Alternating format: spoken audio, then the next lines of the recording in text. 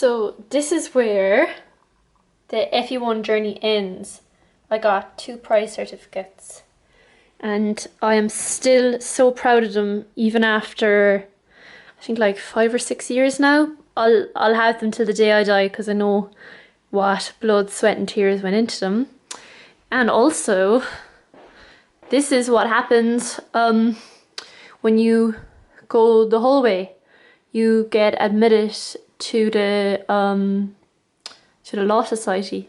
Hi everybody, welcome back to Law Hero. This is a totally off-the-cuff video about my FE1, and the reason I'm filming it is because I've literally spent the whole week counselling people who send me messages telling me that they're anxious and that they don't think they're worthy enough, that they don't think they're clever enough to do the FE1s. Like, I've literally heard it all, and at the end of this working day I said to myself, you know what, I'm gonna spend 10 minutes just explaining my journey and how it's exactly the same as yours, how we're all in the same boat, how there's nobody stupid, there's nobody intelligent, the FE1 has nothing to do with any of that, and how people totally blow it out of all proportion. Yeah, I just want to quickly talk about it because I know it's such a lonely time for people. It's why I set up Law Hero, and I love seeing people interact in comments and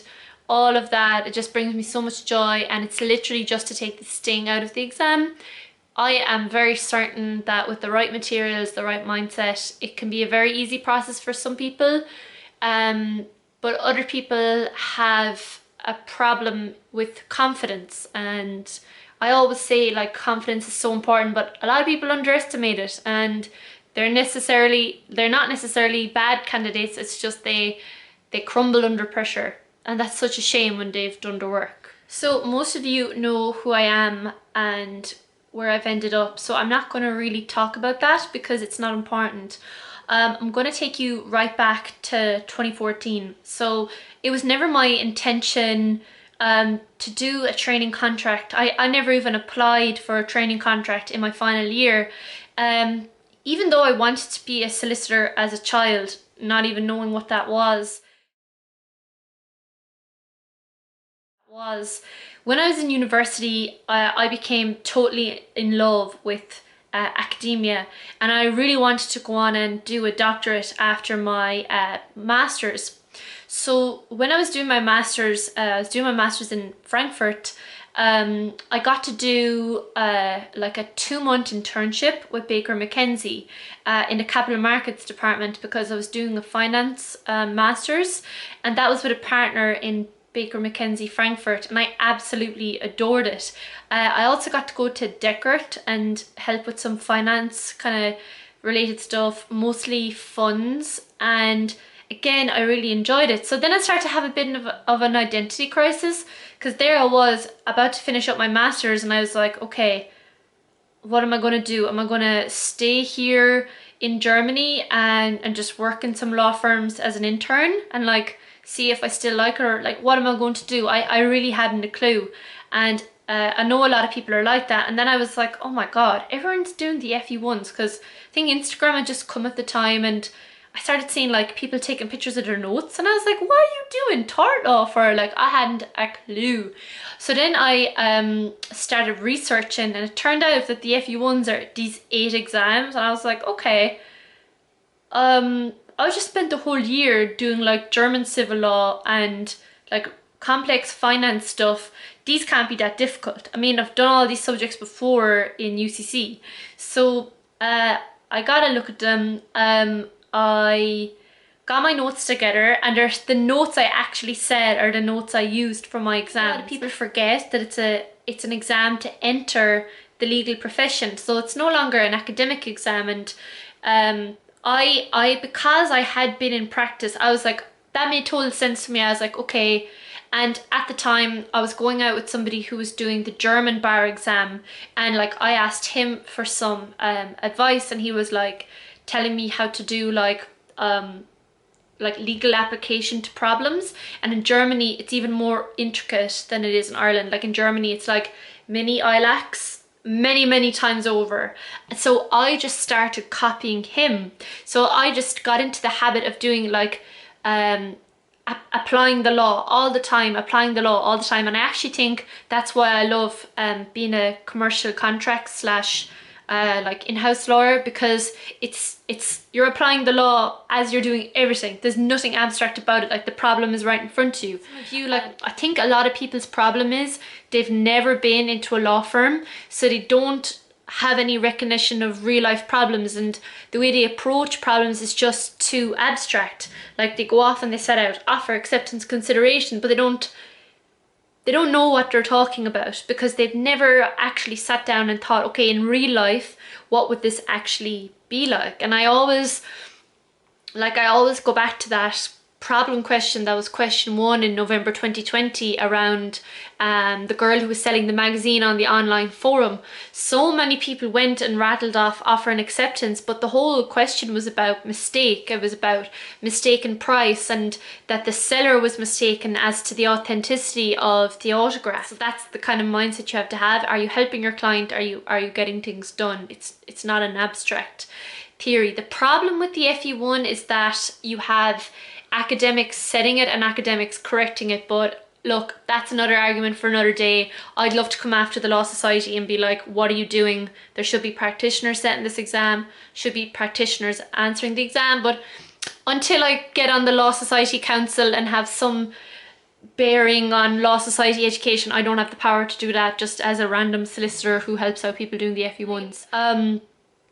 When I decided to sit the exam, I decided to do 4 and 4, and the reason I chose to do that was because I was actually writing my master thesis, which is here. Yeah, so this is my master thesis. It was 60,000 words, and it was about the benchmark LIBOR scandal, and this thing. In hindsight, it wasn't a good idea to write a thesis while I was doing the FE1s, and also I had no money. Like, I really had no money, so I was teaching swimming, aqua fitness, English. I was working as a translator for lots of different companies like Siemens and some telecoms companies to try and make some money. And I was also doing Irish dancing.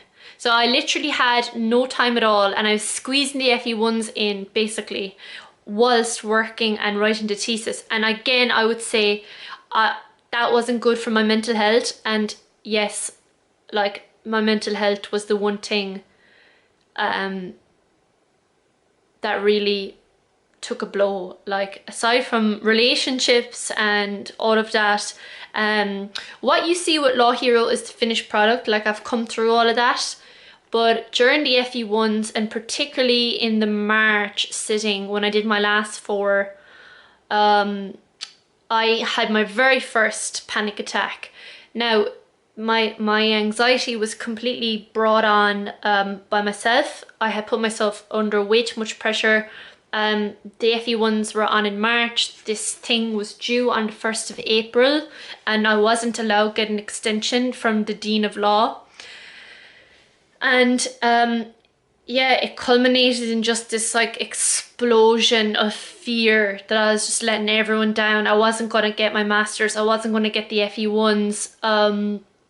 The previous November, I had flew home to Ireland and I got the traineeship with Arthur Cox. So I was really worried that if I didn't get the FE1s, that I would lose my traineeship, which I know so many of you are, and so many of you write to me being like, if I don't get my traineeship, life is over. And I felt like that too, and there's no point me writing back to you going, your life is not over, because I know how it feels. Like, you're not going to really listen to anyone, because in your heart of hearts you're like, I need to get this. So I know how you feel. Like, there's really no one who can console you. The only thing you want is your exams and to be out the gap, and I know that. But yeah, so I was having the panic attacks. The first one came in February. So as you know, the March exams are on in March, around Patrick's Day kind of at the moment. And I was giving an aqua fitness class in the pool next to where I lived in Germany. and obviously the only thing on my mind was the FE1s. I wasn't even really like, even my students in the pool, they could tell I was just like, and do this and do that, like I wasn't even, I was more like, do this, do that, raise your arms to the floor, to the side. I had no energy whatsoever, and halfway through the class I collapsed. So it wasn't even, I didn't collapse for medical reasons. I collapsed because I was hyperventilating, and literally I just hit the floor because the pool was so warm. I was hyperventilating. I was just having a panic attack, and I'm not laughing about it now, but it really was kind of funny because they thought I was messing, and when they realized I wasn't, like I was like saying, I'm under so much pressure. It's the FE1s, like they didn't understand because they were German and they didn't understand. So I got put in an ambulance, and it was the most embarrassing thing ever. I got taken to the emergency department in the local hospital. Now, I was quite lucky because this town has about 5 hospitals, the town I was living in. And yeah, I was seen straight away, like literally there was no messing. I was in the bed and a doctor came in and they were like, oh, what age are you? And they were like, what, you know, what's the story? And I was like, oh my God, I'm under so much pressure. I'm doing this and this and this. And he was like, you know, you're one of these super high achievers who has to have everything perfect. You want to be in control, and that's why you feel like you're out of control. That's why you're going through the anxiety. And he offered me tranquilizers. So my sister's a pharmacist, and I asked her about this. So in German they're called bromazepam, but I think in lots of other, I think anything that ends in pan is like a tranquilizer. It's like it just like totally mellows you out. So there I had like all of the tablets in their packet, and I just remember gazing at them going like, this is like something out of the movies, you know, like you hear of Americans going, oh yeah, I'm just gonna take my Xanax, I'm just gonna take my antidepressants. And I always kind of laughed at that. I was like, oh, crazy Americans. And then the stark reality kind of hit me that I was having mental health issues, and I never wanted to admit it because I wanted to appear like this perfect person who had everything under control and who was well able to tackle the exams and who, you know, has no problem doing anything, because that was my character. I was never someone who asked for help. I was never somebody who wanted to appear weak in front of other people. I want to appear strong and capable. So to have someone tell you that you're going through mental health issues, that was very, very hard to take, and I really resisted believing it for a while. But that was to my peril, because for 3 years after that I developed generalized anxiety because I didn't deal with it when I should have.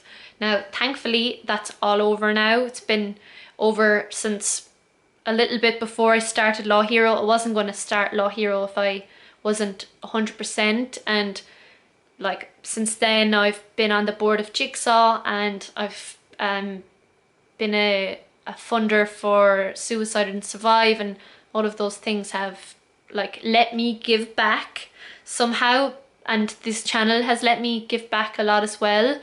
But yeah, the FE1 was the trigger for my generalized anxiety. And when I talk about generalized anxiety, I talk about having trouble being on public transport, not being able to be in rooms with lots of other people, concerts and stuff. I would have panic attacks, I'd have to leave. I just couldn't be in public and relax. Like I remember matches, concerts, anywhere that was crowded. Then I developed a fear of flying. All of that came from the FE1. It's mad to think about it, and it's amazing with time that it all just goes away. The words out because it's very personal, but if it helps at least one person, I don't care. This isn't for clout, this isn't for anything else. It's just to let people feel more connected to each other and to me, because this is all the same. We're all the same. We're all in the same boat, and there's no point me pretending I'm better than you or you pretending you're better than me, because none of us are. We're just all on different points of the spectrum.